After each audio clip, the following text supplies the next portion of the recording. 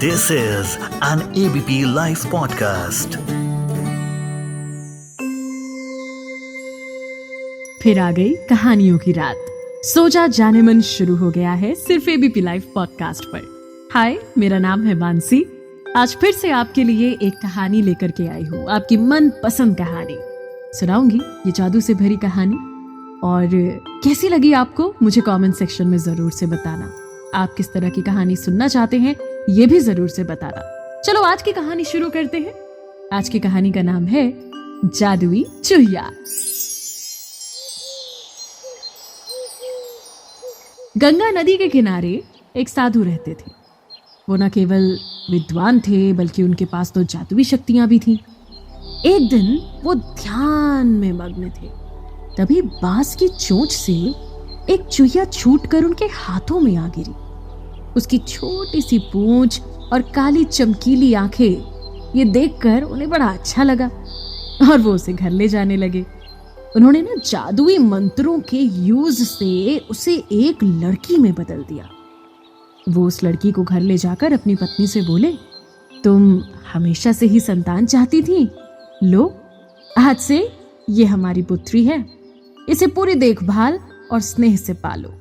साधु की पत्नी भी अपनी बच्ची को देखकर बड़ी खुश हो गई। वो उसे राजकुमारी की तरह पालने लगी।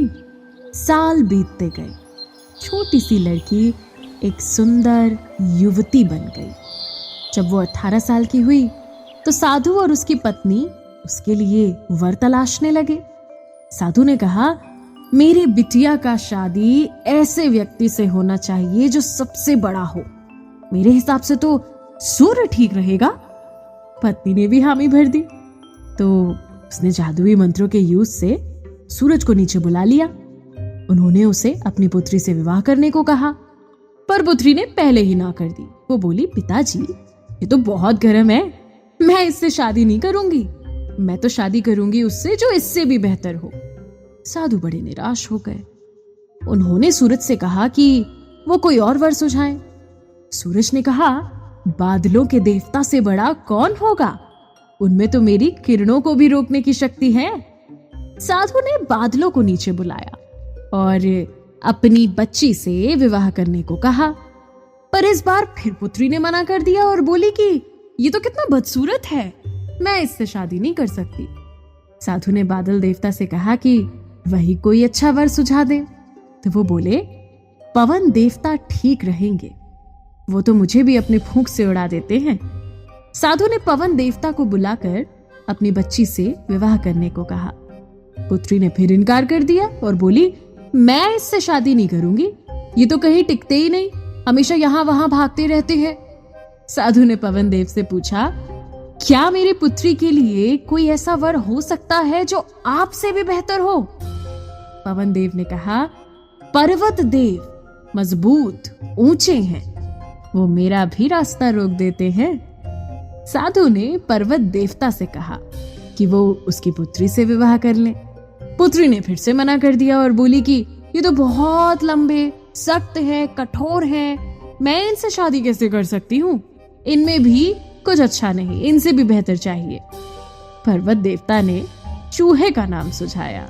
वो बोले, माना मैं काफी सख्त, मजबूत और ऊंचा हूँ, पर चूहे मुझ में आसानी से बिल बना ही देते हैं, छेद कर ही देते हैं। साधु ने चूहे को बुलाया।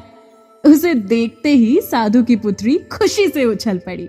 हाँ पिताजी, यही तो है वो जिससे मैं शादी करना चाहती थी। और आखिरकार चूहे की चूहिया यानी कि साधु की पुत्री से शादी हो गई। साधु ने भी सोचा, इसे ही किस्मत कहते हैं। ये एक चूहिया ही थी और एक चूहे से विवाह करना ही इसके भाग्य में लिखा है। उन्होंने जादुई मंत्रों से पुत्री को फिर से चूहिया बना दिया। चूहा और चूहिया शादी करके खुशी खुशी रहने लगे। इस कहानी से बस हमें एक सीख मिलती है, आप जो भी हैं, जैसे भी हैं, चाहे कितने ही बड़े या ऊंचे क्यों ना हो जाएं, अपनी ओरिजिनलिटी को मत भूलिएगा, अपनी रूट्स को मत भूलिए, अपने मूल स्वभाव को मत भूलिए, क्योंकि वो कोई नहीं बदल सकता।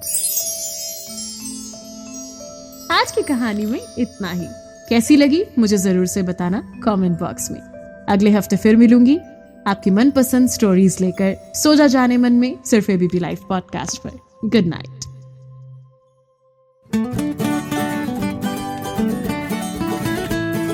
This is an ABP Life podcast.